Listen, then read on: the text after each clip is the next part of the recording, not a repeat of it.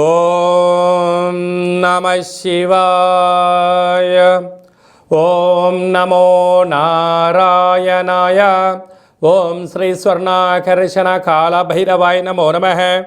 ఓం శ్రీ నరదృష్టి నివారణ కాళభైరవాయ నమో నమః. ఓం గణానాం త్వా గణపతిగుం అవామహే కవిం కవేనాపవస్రవస్తవం జ్యేష్ఠరాజం బ్రహ్మణస్వత ఆన శృణ్వన్నోతభిస్సీదసాదనగం శ్రీమహాగణాధిపతయే నమః. ఓం ఆదిత్యాయ సోమాయ మంగళాయ బుధాయ చ గురుశుక్రశనిభ్యశ్చ రాహవే కేతవే నమో నమః. హరి ఓం. మా ఛానల్కి స్వాగతం. చూస్తున్న వీక్షకులకు ప్రేక్షకులకు ప్రియ కాళభైరవ భగవద్బంధులకి స్వాగతం పలుకుతూ మమ్మల్ని ఎంతగానో ఆదరిస్తూ ఉండబడినటువంటి ప్రియ సోదరి మనుషులకు అందరికీ, సనాతన ధర్మ సంరక్షకులకు అందరికీ కూడా నూతన తెలుగు ఉగాది పండగ శుభాకాంక్షలు.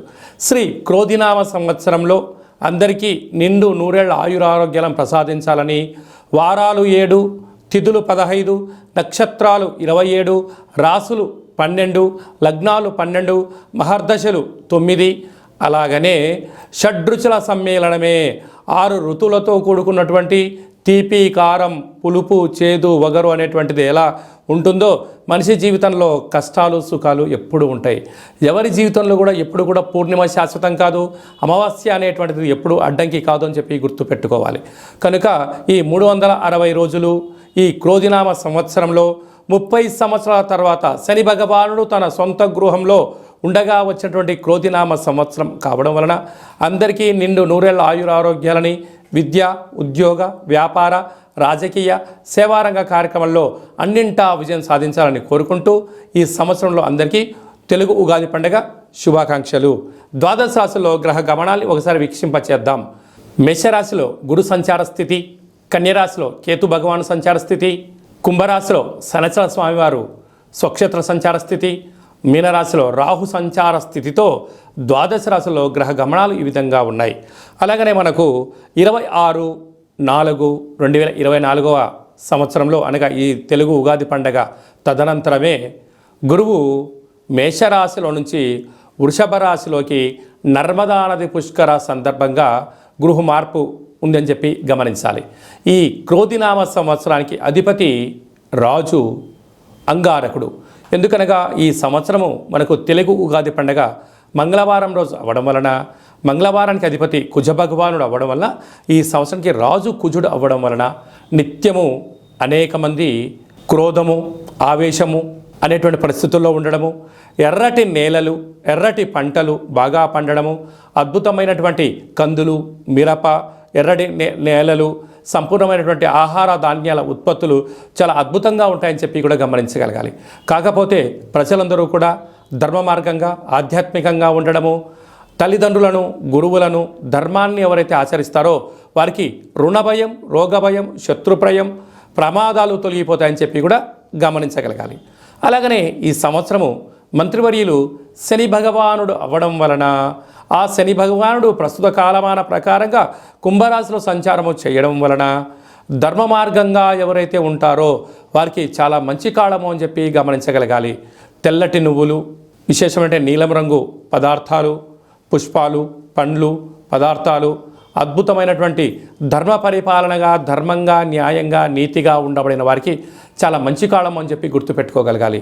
ఎవరైతే అధర్మంగా ఉంటారో, అన్యాయంగా ఉంటారో, రాక్షస జీవన విధానంగా ఉంటారో, గతి తప్పిన జీవన విధానం ఎవరైతే అలవర్చుకుంటారో వారికి అనేక ఇబ్బందులు ఉంటాయని చెప్పి కూడా గమనించగలగాలి.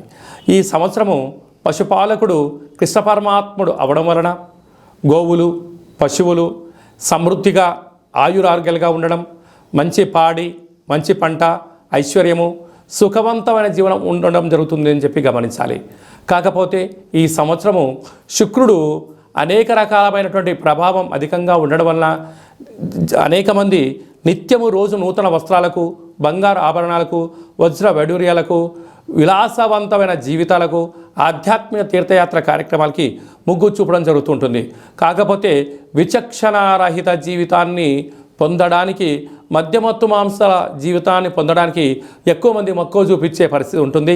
కనుక దయచేసి అలా వెళ్లకుండా ఆధ్యాత్మికమైన చింతనతో మీరు ఉండగలిగితే ఈ సంవత్సరము అందరికీ పట్టిందల్లా బంగారం అయ్యేటువంటి యోగ్యత కనపడుతుందని చెప్పి గమనించాలి.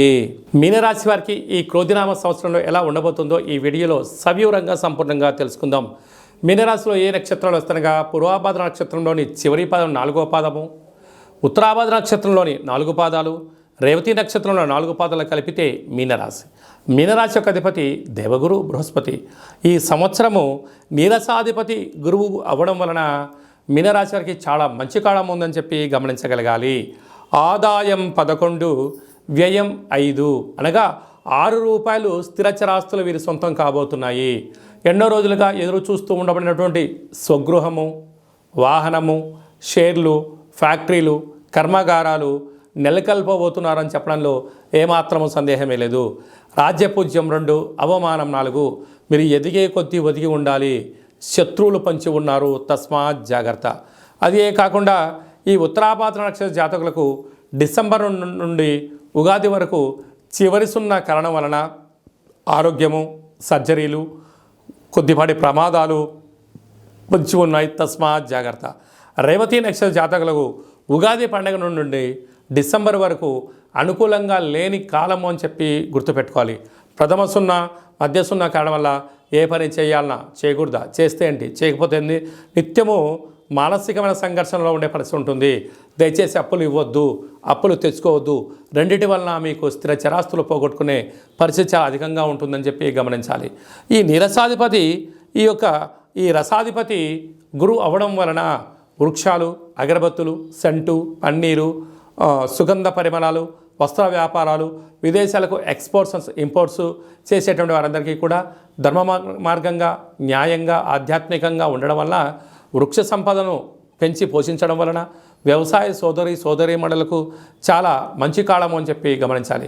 అలాగనే ఆయుర్వేద వృత్తి చేసేటువంటి వారికి అద్భుతమైనటువంటి మంచి అవార్డ్స్ రావడము, రాజసన్మానాలు, రాజగౌరవాలు వీరి సొంతం కాబోతున్నాయి. వ్యవసాయ సోదరీమణులకు మంచి ఎర్రటి పంట, తెల్లటి ధాన్యంలో వీరు అనంతమైన సంపద వీరి సొంతం కాబోతుంది.